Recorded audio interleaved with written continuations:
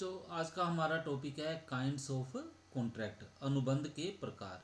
तो ये छोटा सा टॉपिक है हमारा, ठीक है। और ये जो अनुबंध की किस्में हैं, अनुबंध के प्रकार हैं, अगर ये आपने अच्छी तरह से जानने हैं, ठीक है, तो इसके लिए क्या है, आपको पहले जो आपने पहले वाला लेक्चर अटेंड किया था, ठीक है, जिसमें ठहराव की किस्में बताई गई थी। अगर आपने ठहराव की किस्में आपको अच्छी तरह से पता है, तो फिर ये वाला जो पार्ट है यानी कि काइंड्स ऑफ कॉन्ट्रैक्ट है, इसको समझने में आपको किसी प्रकार की कोई मुश्किल नहीं होगी, ठीक है। तो चलो, ये जो अनुबंध है, अनुबंध की किस्में हैं, वो कितनी तरह की है, वो है 3 तरह की, ठीक है। तो 3 प्रकार के अनुबंध होते हैं। तो सबसे पहला है हमारे पास नंबर 1, वैलिड कॉन्ट्रैक्ट, ठीक है, वैध अनुबंध। तो ये क्या होता है, वह अनुबंध जो धारा 10 में दिए गए आवश्यक लक्षणों को पूरा करते हैं, उन्हें वैध अनुबंध कहा जाता है। तो ये जो वैलिड कॉन्ट्रैक्ट क्या है, इसमें क्या होता है, ये जो ऐसा अनुबंध जो कि कानूनी तौर पे जिसको लागू किया जा सकता है, जिसमें सारे के सारे वैध अनुबंध के लक्षण पाए जाते हैं, ठीक है। ये जो वैध ठहराव है उसके सारे के सारे लक्षण पाए जाएं, ठीक है, उसी को हम बोलते हैं वैलिड कॉन्ट्रैक्ट, ठीक है। ये जो आपने वैध ठहराव में जो लक्षण पढ़े थे, ठीक है, अब वो सारे के सारे अगर ठहराव में जो है लक्षण जो हैं उपस्थित होंगे, ठीक है, तो वही बाद में अनुबंध बनता है, ठीक है। तो वो लक्षण जब सारे के सारे हैं बीच में, तो इसका मतलब है वैध ठहराव जो है वो बाद में वैध अनुबंध भी बन जाएगा, ठीक है। तो आपने सिंपल सा इसका मीनिंग क्या लिखना है कि वह अनुबंध जो धारा 10 में दिए गए आवश्यक लक्षणों को पूरा करते हैं, उन्हें वैध अनुबंध कहा जाता है।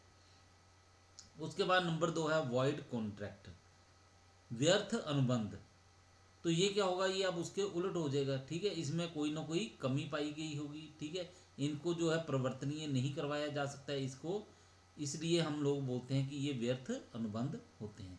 तो इसको हमने कैसे लिखना है, भारतीय अनुबंध अधिनियम की धारा 2 सबसेक्शन जे, ठीक है, धारा 2 उपधारा जे के अनुसार जब किसी अनुबंध का राज नियम द्वारा परिवर्तनीय होना समाप्त हो जाता है तथा राज नियम द्वारा परिवर्तनीयता समाप्त होने के बाद वह व्यर्थ हो जाता है, व्यर्थ अनुबंध कहलाता है, ठीक है।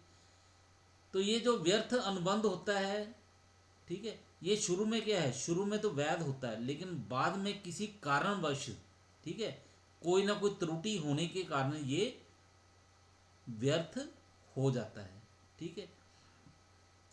तो इसमें आपने याद रखना है कि एक वैध क्या बोलते हैं, ये व्यर्थ ठहराव और व्यर्थ अनुबंध, ये दोनों क्या है, ये दोनों अलग हैं, इनको एक जैसा नहीं समझना है, ठीक है। अगर ठहराव जो है वो व्यर्थ है, तो इसका मतलब है वो शुरू से ही व्यर्थ था, उसको किसी भी हाल में लागू नहीं किया जा सकता था, वो कभी वैध था ही नहीं, ठीक है।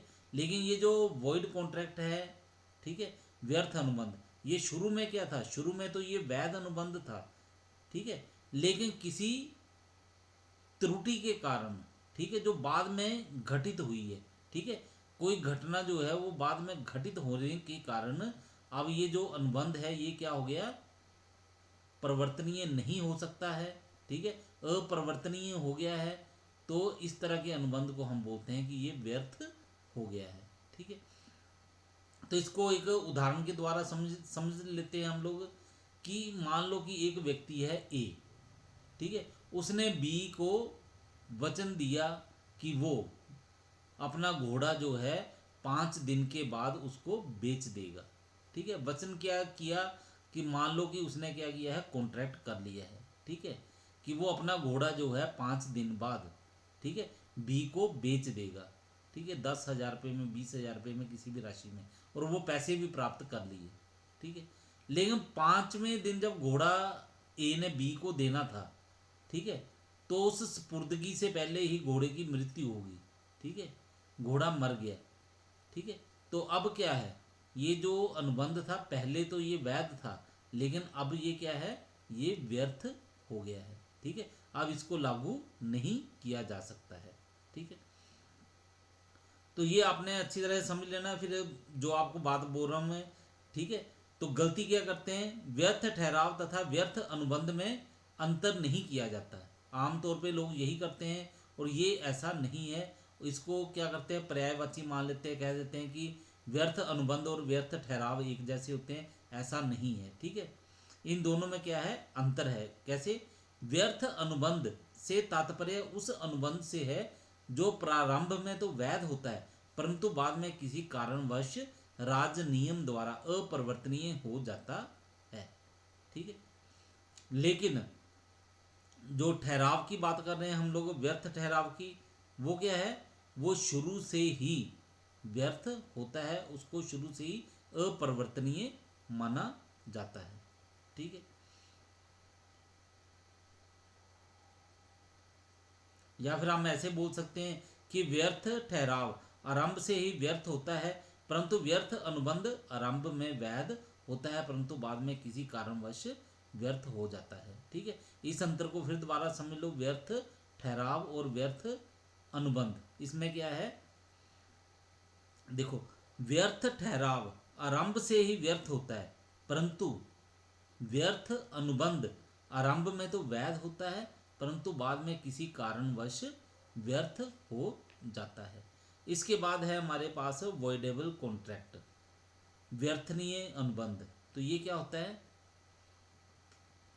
यह एक ऐसा अनुबंध है जो एक या एक से अधिक पक्षों की इच्छा पर राज नियम द्वारा परिवर्तनीय हो परंतु दूसरे पक्ष या पक्षकारों की इच्छा पर नहीं। ठीक है, व्यर्थनीय अनुबंध वैसे तो पूर्ण अनुबंध होते हैं किंतु अनुबंध के आवश्यक लक्षणों में से किसी एक लक्षण की कमी होती है।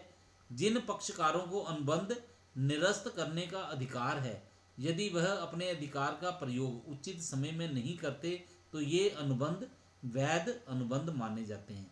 ऐसा कोई अनुबंध जो उत्पीड़न, अनुचित प्रभाव, कपट अथवा मिथ्या वर्णन द्वारा हुआ है उस पक्षकार की इच्छा पर व्यर्थनीय होगा जिसकी सहमति इस प्रकार ली गई है। ठीक है, उदाहरण के लिए एक एग्जाम्पल ले लेते हैं हम लोग। ठीक है, ए ने बी को मार डालने की धमकी देकर किसी संपत्ति को कम मूल्य पर खरीदने का अनुबंध कर लिया। ऐसी दिशा में ये बी की इच्छा पर व्यर्थनीय है क्योंकि अनुबंध ए द्वारा उत्पीड़न का प्रयोग करके किया गया था। ठीक है, तो आप समझ गए होंगे, अगर आपने वो जो ठहराव की किस्में थी अगर वो अच्छी तरह से कर ली थी तो आपको इनको करने में कोई भी मुश्किल नहीं आएगी। फिर भी आपको एक बार इनको फिर संक्षेप में बता देता हूँ। वैलिड कॉन्ट्रैक्ट क्या होता है, ठीक है, जिसमें, ठीक है, वो सारे गुण होते हैं जिसके कारण इसे न्यायालय में या राजनियम द्वारा इसको परिवर्तनीय कराया जा सके। वॉइड कॉन्ट्रैक्ट क्या होता है, ये शुरू में वैध होता है, ठीक है, ये बिल्कुल ठीक होता है, परिवर्तनीय होता है, लेकिन जिस समय इसको परिवर्तनीय करवाना है, ठीक है, जब इसको पूरा करना है उस समय क्या होता है, किसी कारणवश इसका जो पूर्ण करना है, इसको परिवर्तनीय करवाना है, वो असंभव हो जाता है। तो ऐसे अनुबंध को हम बोलते हैं व्यर्थ अनुबंध। वॉइडेबल कॉन्ट्रैक्ट क्या है, ये ऐसा अनुबंध है जो किसी दूसरे पक्षकार को, ठीक है, जबरदस्ती, ठीक है, उत्पीड़न के द्वारा, ठीक है, मिथ्या वर्णन के द्वारा या कपट करके अनुबंध किया जाता है। यानी कि एक पक्ष क्या करता है, इसमें क्या करता है, एक पक्ष उत्पीड़न करता है या फिर मिथ्या वर्णन करता है या फिर कपट करके दूसरे व्यक्ति की सहमति प्राप्त करके अनुबंध कर लेता है। तो इस प्रकार के अनुबंध को हम बोलते हैं वॉइडेबल कॉन्ट्रैक्ट।